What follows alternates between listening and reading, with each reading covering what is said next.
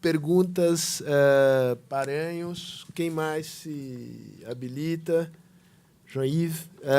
Paranhos, só por razões meramente logísticas, e você aqui. Vamos começar pelo João-Yves, que está do lado do... Eu encareço que as pessoas façam perguntas concisas, e confio. Eu só vou fazer duas perguntas curtas. Qual é o futuro da esquerda no Brasil? E aonde pode chegar essa influência da religião que o senhor destacou nas suas últimas considerações? Muito bem. Paranhos.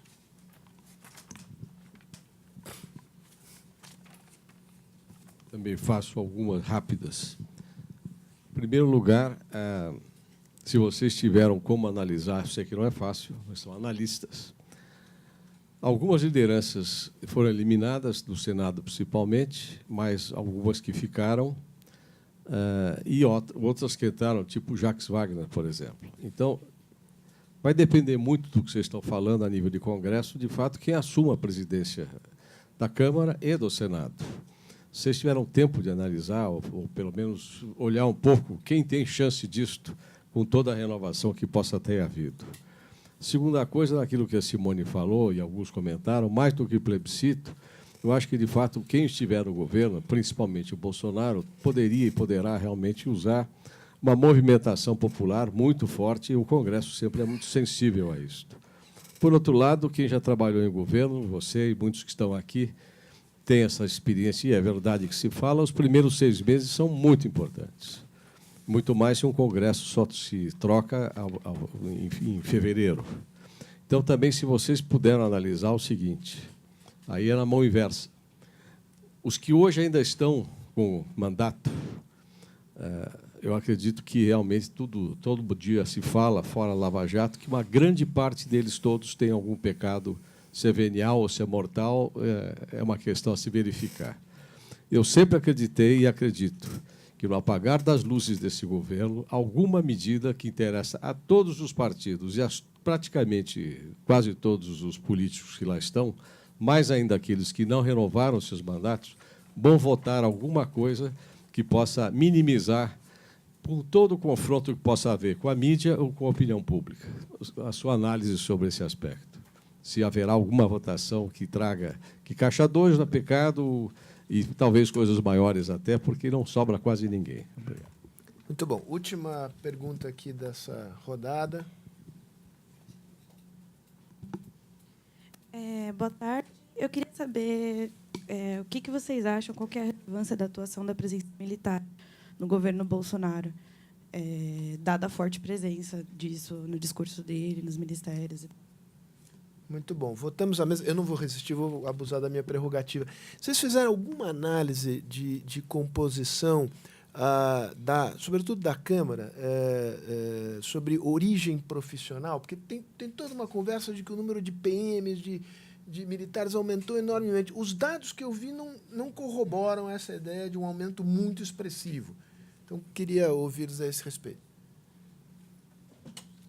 Vamos pela ordem. Pela ordem. Ordem anárquica. Começa por você.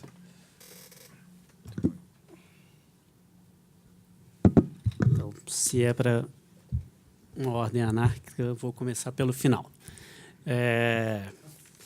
Sobre a questão que você colocou, Sérgio, sobre origem profissional, os dados do TSE eles não são bons, porque eles são dados autodeclaratórios.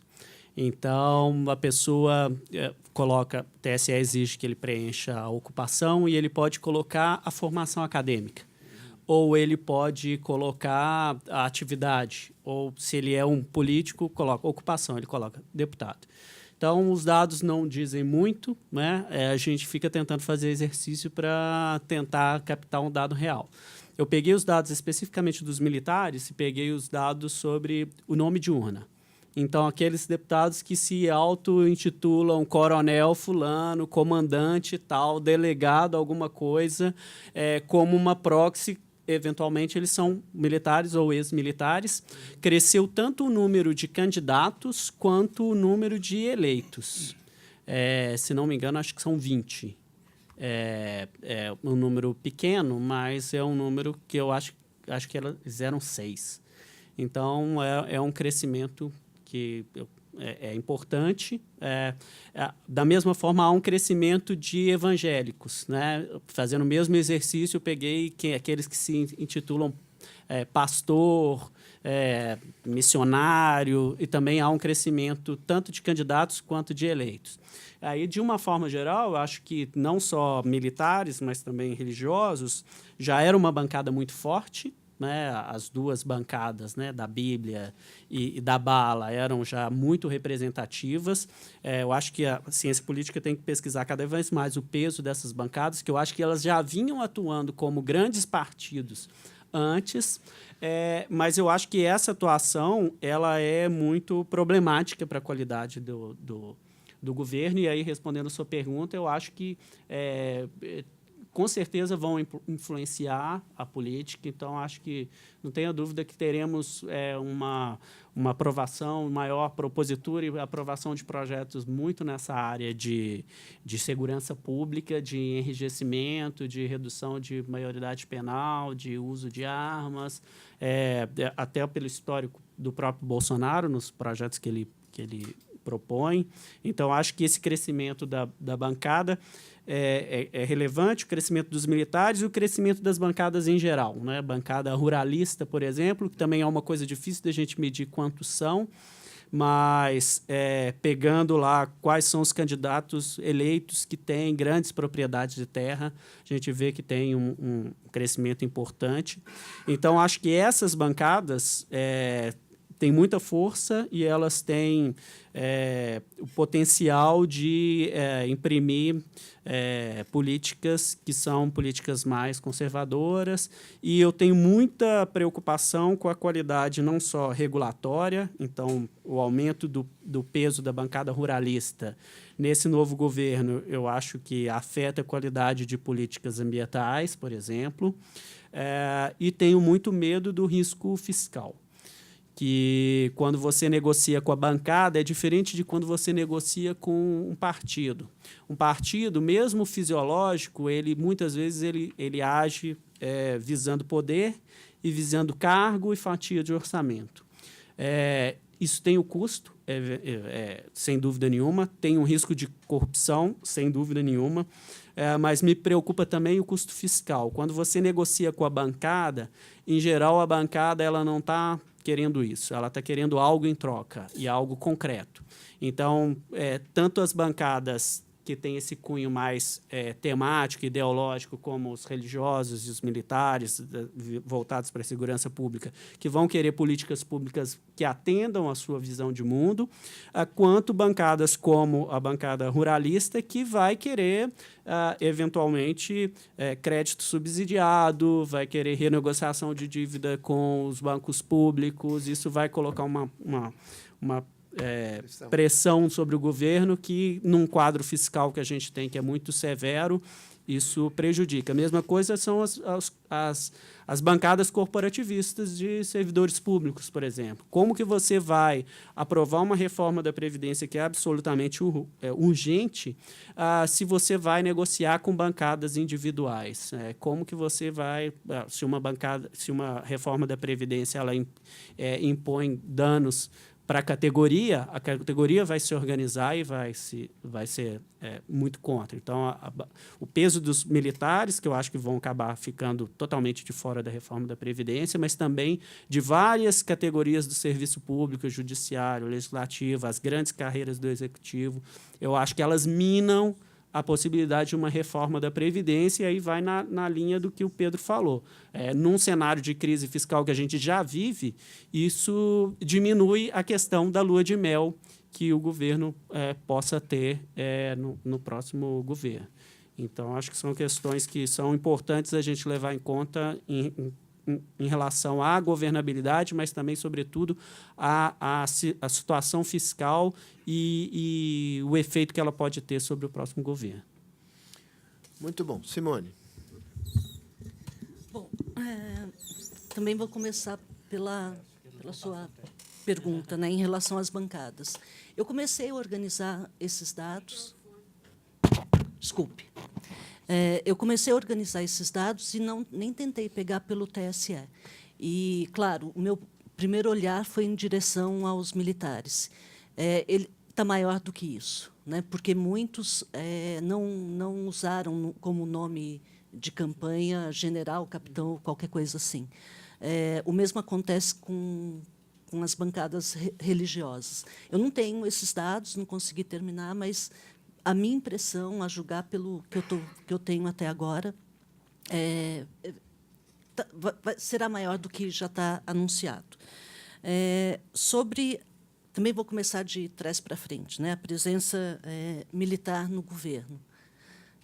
Claro, me preocupa muito, né? Agora, eu acho que a gente conhece pouco sobre a dinâmica de funcionamento do Congresso em relação à atuação dessas bancadas, né? Porque o processo deliberativo ele está todo pautado por instâncias de veto. Você tem as comissões, né? Eu não sei, como eu não tenho o dado concreto, não parei para fazer isso, mas, primeiro, para que haja... Vamos pensar num projeto de lei que tenha relação com segurança pública, e vamos supor que essa bancada militar tenha interesse nesse projeto, né?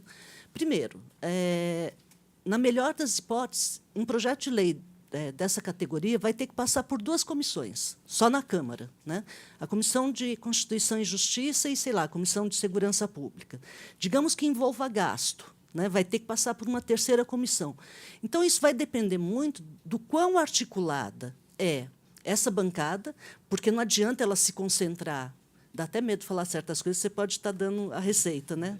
Mas, enfim. Assessora.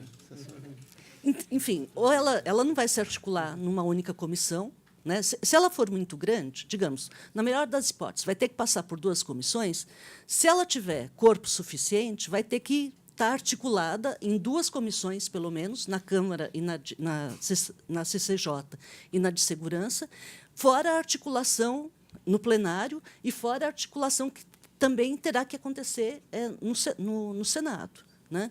Então, o lado bom do nosso presidencialismo, embora alguns analistas achem ou defendam um argumento de que, como a gente tem muita instância de veto, é ruim para a governabilidade, etc., em alguns casos, ou pelo menos a minha opinião, é que ainda bem que tem muita instância de veto, né? Porque é justamente isso, é do debate, é da troca de ideias e de acordos lícitos, né, que a gente pode ter alguma garantia de preservação da ordem, de respeito a direitos, etc., etc., né? Então, eu acho que é possível que eles tenham, né, uma atuação nesse sentido. O mesmo em relação ao comentário que o Bruno fez das bancadas, né? A gente fala muito de bancada da bola, da bala, né, dos evangélicos e por aí afora. Assim, eu sei que tem muita tese, né, acadêmica sobre isso, mas até agora eu nunca vi um trabalho muito bem feito em relação à atuação dessas bancadas, porque você precisa conhecer muito bem a organização do processo legislativo, né? E também não dá para fazer uma coisa só à distância, né? Só com base na literatura e nos dados. Às vezes você tem que estar em Brasília. Eu nunca fui, como pesquisadora, eu nunca fui muito fã de entrevista, mas eu acho que um quê de antropólogo, de observar e tudo mais, pode ajudar, né? Então, enfim, eu acho que a gente também tem esse gap em termos de informação sobre como efetivamente as nossas instituições funcionam, como é o processo de formulação e de deliberação de políticas, digamos assim. Sobre o seu questionamento, né, eu não trabalhei com isso. Eu tenho acompanhado um pouco o que os jornais falam, mas essa também, para mim, é uma questão central, né, porque eu comecei a estudar o Congresso e a relação entre os poderes desde o governo Sarney, né? E sempre, ao longo desses anos todos, governo Fernando Henrique, até mesmo no governo Collor, né, que foi, né, aquilo que foi, sempre houve uma preocupação muito grande ou uma percepção da importância de ter uma boa relação com o presidente das casas, tanto da Câmara quanto do Senado. E, curiosamente, há 2 episódios muito marcantes em relação a isso. Primeiro, no primeiro mandato do governo Lula, a eleição de Severino Cavalcante. deu um susto medonho no PT, né? E era Severino Cavalcante. Só que, infelizmente, parece que a lição não foi aprendida, né? E aí vem Eduardo Cunha como presidente da Câmara, né? Só que Eduardo Cunha não era Severino Cavalcante, né? Severino Cavalcante foi muito fácil tirar, né? Cunha demorou um pouquinho e ele fez um estrago. Então, é quase que um pedido, né, público, que os próximos eleitos atentem, né, também para a importância desse cargo, né, num eventual governo que não seja de extrema-direita, né, que não cometam erros do passado. Né. É fundamental não lançar 2 candidatos da mesma chapa para disputar um cargo majoritário. Quer dizer, tem algumas liçõezinhas básicas da política que, enfim, a gente precisa aprender, né, porque, senão, sabe Deus para onde vamos. E só uma observação, quando eu disse apelo plebiscitário, eu não estava me referindo a plebiscito exatamente. Eu estava me referindo a algo que, se eu não me engano, foi você que comentou também, que é apelo público, né? Numa sociedade polarizada, né?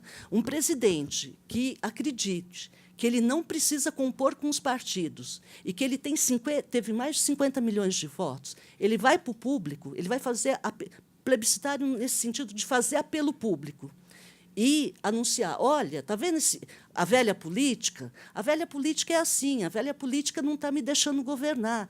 Preciso do apoio de vocês, porque uma coisa é apelo plebiscitário num sistema presidencialista como o norte-americano. Há vários estudos indicando essa perspectiva. Só que você tem lá um sistema que é bipartidário e uma relação entre representante e representado que é muito forte. Então, o presidente ele pode fazer um apelo plebiscitário no sentido de, olha, acione o seu deputado, acione o senador do seu distrito, etc. Há um grau de controle horizontal e de responsabilização horizontal que aqui no Brasil a gente não tem.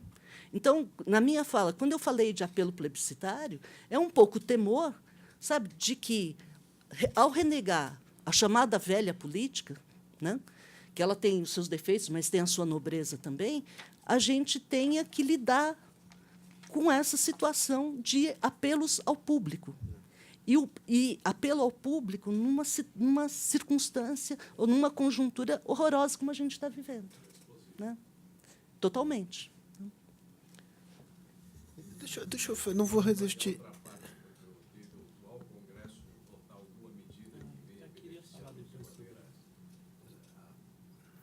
Aí, aqui nós vamos, eu preciso só até a anarquia tem um limite de tempo aqui. Eu só preciso. Não, vai, mas eu imagino que o Pedro vai enfrentar essa pergunta aqui. Deixa eu só falar duas coisinhas aqui que a Simone mencionou. Uma para reforçar essa questão da interpelação direta, né?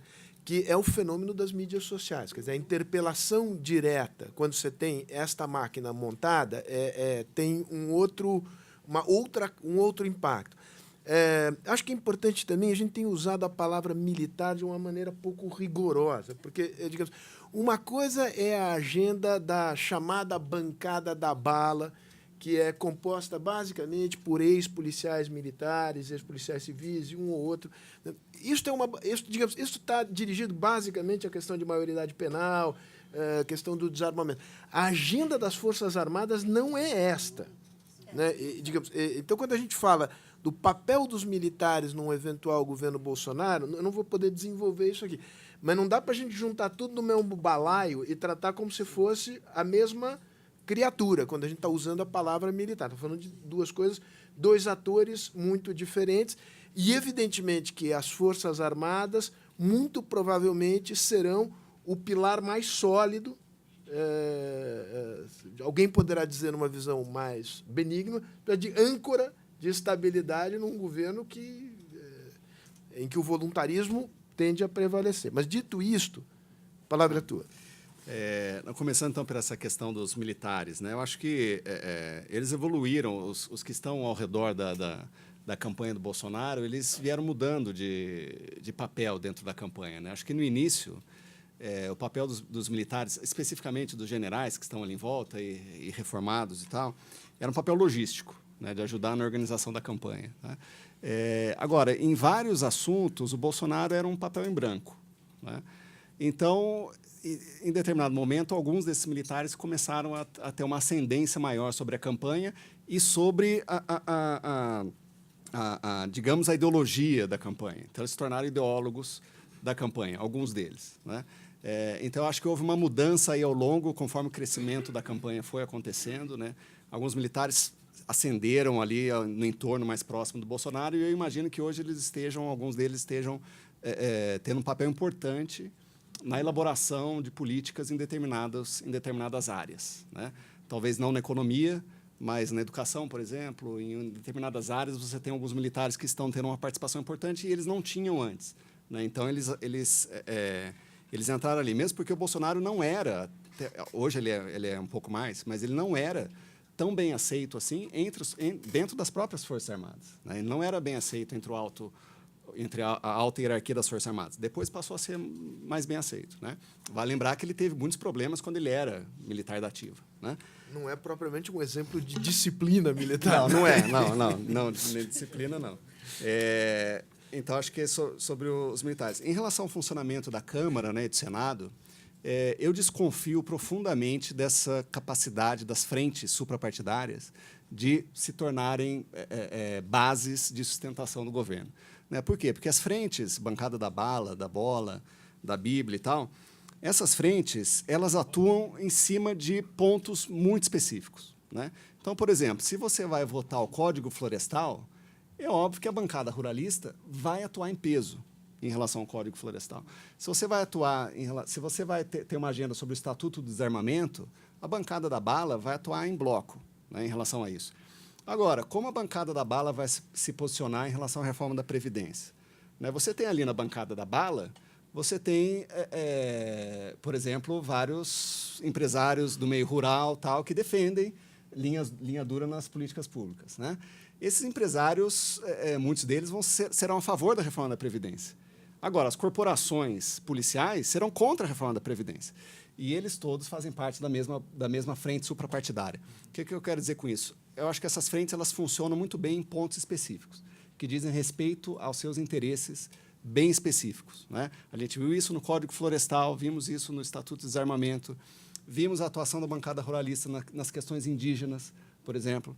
Né? Então, são pontos bastante específicos, mas não para tocar agendas e agenda econômica e agendas mais globais. Né? Eu acho que isso aí, o futuro governo vai ter que negociar com os partidos, com os líderes partidários. Eu acho que não tem como escapar dos líderes partidários e dos presidentes da Câmara e do Senado. Eu acho que vai ter que ter essa interlocução, porque nós não vamos mudar a configuração institucional do Congresso e das relações executivo-legislativo. Ela será a mesma, eleito Bolsonaro e eleito Haddad. Então, o presidente vai ter que dialogar com isso. Né? Agora você tem 1 minuto para falar sobre o futuro da esquerda e o futuro da religião. Meu Deus do céu. O futuro da religião. Então, vamos a Câmara, tá. Então, a Câmara já falei. O perfil da Câmara, que só rapidamente, acho que é um perfil mais popular. Acho que a Câmara está se popularizando. A elite política brasileira hoje ela é mais popular e eu acho que é mais a cara do Brasil para o bem e para o mal. Né? Não é mais o Congresso de bacharéis, né? Que a gente tinha lá no regime de 46, não é mais esse. Né? Agora é uma Câmara mais popularizada, tem vários estudos mostrando isso. A influência da religião, né, eu acredito que irá bem longe, e esse é um dos meus receios maiores. Né? Muita gente tem discutido, né? Será que a Constituição está sob risco? Né? Ganhando um, ganhando o outro? Né? Eu acho que mais do que a Constituição, existe um pacto civilizatório ali por trás dessa Constituição. Essa Constituição foi construída a duras penas e tem um pacto que se expressa ali. Né? Por exemplo, de respeito aos direitos dos indígenas, né? E de outras minorias. Né? Então, eu acho que esse pacto que se expressa na Constituição que está sob risco, né? que tem algumas forças que ameaçam. Né? E é nesse sentido que eu quero voltar aqui, né, com a foto que eu coloquei ali da Angela Merkel. Né? Vale a gente destacar a atuação da Angela Merkel, que é de um partido de centro-direita, CDU, né, como resistência, uma espécie de resistência civilizatória na Europa Ocidental. Né? Porque saiu dali da Alemanha, diversos outros governos foram varridos por forças antissistema e por políticos que promoveram retrocessos democráticos, né? Como na Itália, como no Reino Unido, etc., né? Então, acho que, em relação a isso, que nós precisamos ficar atentos, em preservar o pacto civilizatório que tem por trás da Constituição de 88. Bom, muito bom. A gente vai ter. Você tem mais uma pergunta? Só notícias da Alemanha, notícias recentes da Baviera, que são ruins, né? Então, o partido aliado da Merkel na Baviera, CSU, foi fragorosamente derrotado pela direita e também pelos verdes, curiosamente, né? Mas, digamos, é a sensação de o processo continua, né? Sim. Hã? Não, vamos deixar. Geiva, a tua pergunta é fantástica, mas isso merece, digamos, um outro capítulo. Então, peço a sua. Seminário, exatamente. Então, rapidão. Só 2 minutinhos, atendendo ao futuro da esquerda. Eu acho que depende muito do papel que o PT vai exercer. Se ele vai acenar aí para ampliar e abrir mão dessa suposta hegemonia que ele tem, que eu acho que os resultados já mostram que o crescimento, por exemplo, do PDT e do PSOL mostram que não é tão hegemônico assim e que o eleitor de esquerda já olha para outros partidos como grandes opções para eles. Então, eu acho que isso depende muito de como que vai ser a posição do PT. Como diria o Brizola, o eleitor de esquerda já começou a costear o alambrado. Exatamente. E sobre a pergunta do Paranhos, né? Eu acho que suas duas perguntas eu acho tão relacionadas e tem muito a ver com a sinalização do que vai ser o governo do Bolsonaro. São 2 desafios para ele são sinalizações que ele vai dar para a gente para verificar a postura dele. Se ele está sendo eleito com esse discurso anticorrupção e anti-velha política, se houver uma movimentação política nesse final de governo em prol de minorar os efeitos da Lava Jato ou dar uma anistia geral para todo mundo, um grande acordo nacional, coisa do gênero, ele vai ter que se posicionar a respeito disso, porque, afinal de contas, ele já vai ter praticamente lá. Então, ele vai ser importante, vai ser um desafio para ele se posicionar sobre isso. E a mesma coisa sobre a presidência da Câmara e do Senado. Num Congresso tão fragmentado e com gente nova chegando, nem tão nova assim, mas há uma renovação, supõe-se que uma pessoa mais experiente, um político mais experiente, ajudaria. Mas a gente não tem muita opção, porque, na verdade, está todo mundo meio que envolvido aí na Lava Jato e tal. Então, como é que vai ser o Bolsonaro? Ele vai colocar um Renan Calheiros, mesmo diante de todas as acusações que tem sobre ele? O Renan é um caso, digamos, de muito evidente. Acho que a pergunta mais interessante, o caso mais interessante de acompanhar é Rodrigo Maia. Sim. Porque o Rodrigo Maia, digamos, a Lava Jato triscou nele, não pegou nele. Botafogo, né? Não pegou, né? O Botafogo. Time de coração é time de coração. Portanto, eu acho que a questão é o Bolsonaro se acomoda. Isso vai dizer muito a respeito de qual é o estilo do presidente. Se acomoda com o Rodrigo Maia, que certamente representa o centro de gravidade ou, digamos, procura forçar a mão. Espero que ele também, digamos, aprenda o risco que é você confrontar o centro da Câmara. Porque se você confronta o centro da Câmara, você vai indo por um caminho que não tem volta. Sim, exatamente. Porque aí o custo do recuo fica de tal tamanho que você só pode radicalizar. Você parte para a ignorância. Né? E talvez encurte a lua de mel dele. Exatamente. Aí nós vamos para a confusão. Exatamente. Só um pouquinho, fake news, a influência dela toda essa... Enorme. Mas agora a gente tem que comer. E depois a gente tem que voltar. Não, gente, senão eu invado outro painel. Eu vou encurtar o intervalo, 15 minutos, a gente come, toma um cafezinho e volta. Obrigado, um abraço.